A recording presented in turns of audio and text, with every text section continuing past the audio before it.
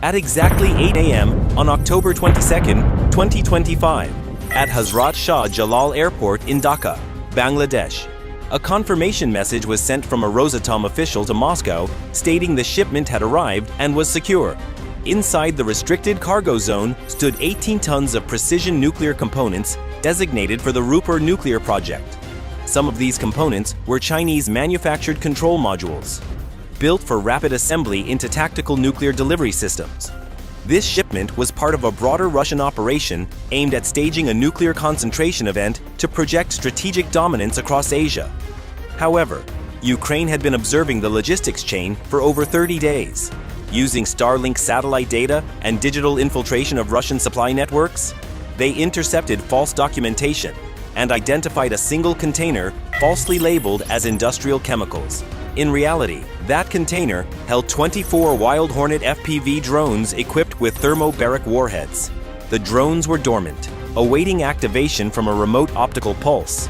A LEA-100 reconnaissance drone positioned near the Indian border locked onto the container's infrared signature using a 4K sensor. It fired a coded laser pulse, with no radio signal and no warning. The drones inside awakened. The warehouse was now the epicenter of an imminent Ukrainian strike at 8:15 a.m. 30 miles west of Dhaka. A concealed truck deployed 3 modified mothership drone launchers, each releasing 8 Wild Hornet FPV drones into the sky. The swarm of 24 aircraft climbed briefly, then dropped to 50 feet. Flying low over irrigation canals and crop lines to stay beneath radar coverage, each drone carried a thermobaric warhead capable of producing a 1,000-pound per square inch shockwave and temperatures exceeding 2,500 degrees Fahrenheit on detonation. By 8:30 a.m., radar operators in Dhaka detected an anomaly. A tight cluster of low-flying objects moving at 150 miles per hour that had not been present minutes earlier. A single drone was shot down by a Bangladeshi soldier with an M16 rifle, exploding in a burst of plastic and smoke. The command center celebrated too early. The remaining 23 drones held their course, maintaining speed and direction. It was a decoy, a $500 sacrifice to trigger a premature reaction. At 8:45 a.m., realizing the threat was real, the Bangladeshi commander called Rosatom security officer stationed 400 yards from the target warehouse. Without waiting, the Russian officer picked up his encrypted radio and gave the order, "Threat is real. Engage all defenses." 2 miles east, a Russian Panzer S-1 air defense system came online, its radar sweeping for electric motor signatures, while nearby soldiers shouldered Igla-S manpads, scanning the low sky. At 9 a.m., 4 drones ascended to 70 feet and dropped thermite powder onto a decoy stack of empty steel containers 60 yards from the actual warehouse.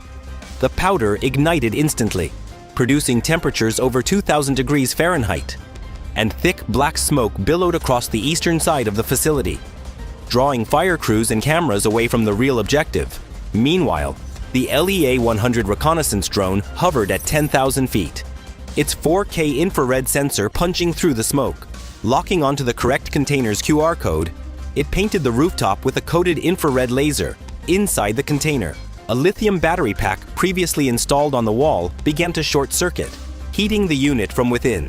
The real container was now slowly burning on thermal display.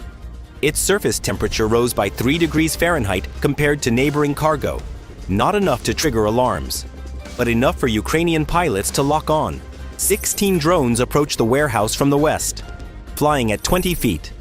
Using terrain to mask their movement, 8 drones from the rear deployed AL-47 decoy flares to confuse thermal sensors. Igla-S missiles locked onto false heat sources, veered off course, and detonated harmlessly in open air or missed targets by less than 10 feet. The eastern quadrant remained covered in smoke. Emergency units fought the wrong fire, and soldiers still believed the warehouse was untouched. But inside the FPV pilot's goggles, a green target box marked the true position. The Wild Hornets narrowed their formation, adjusting position in real time to the container's movement. They were seconds away from final strike range, undetected by most systems on the ground, flying blind through smoke, guided only by the silent instructions of the LEA-100 high above. The world is moving toward peace.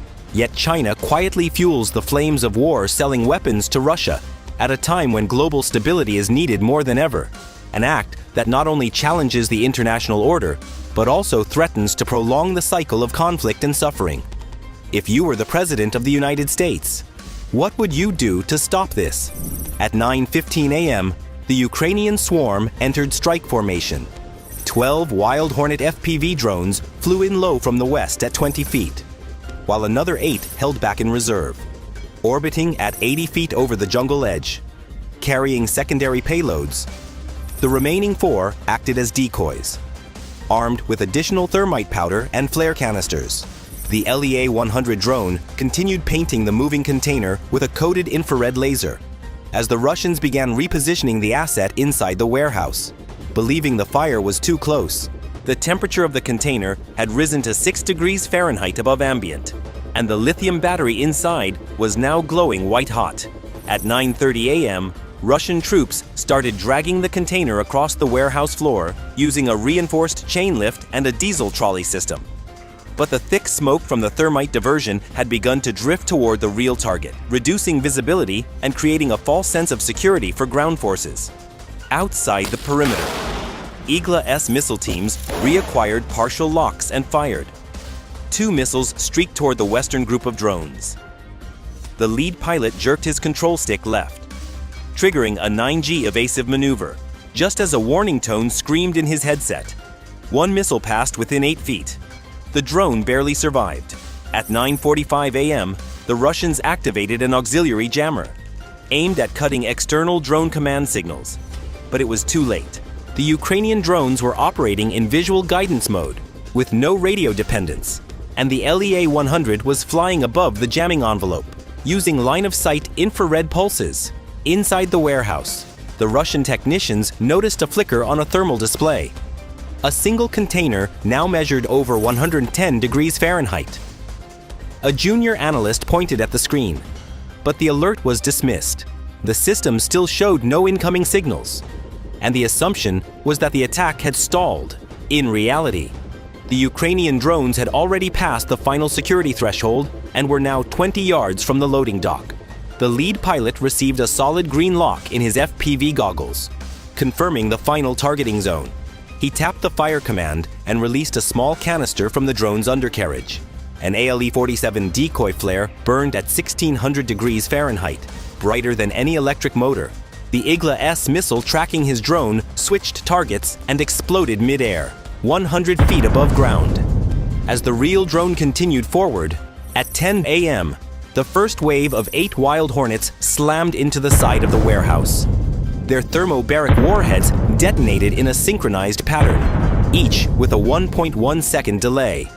This allowed the shaped charge to penetrate the steel wall before releasing the main blast, a pressurized fuel-air mixture designed to collapse structures from within.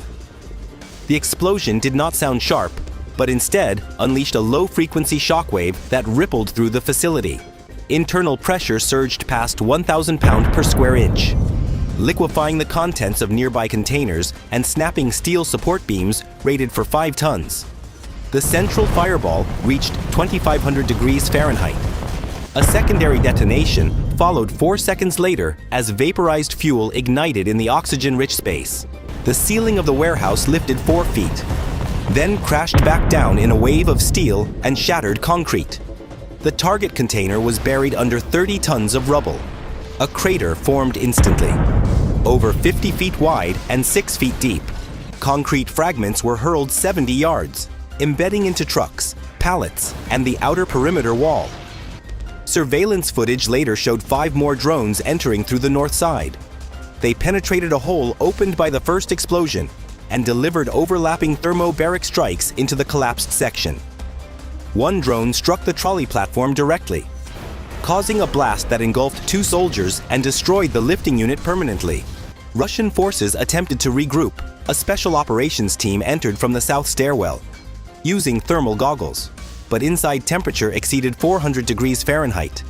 Visibility was near zero. Breathing was difficult. The LEA-100 recorded thermal anomalies spreading across 3 quadrants. At 10:15 a.m., the final 4 drones entered approach. 2 carried secondary warheads.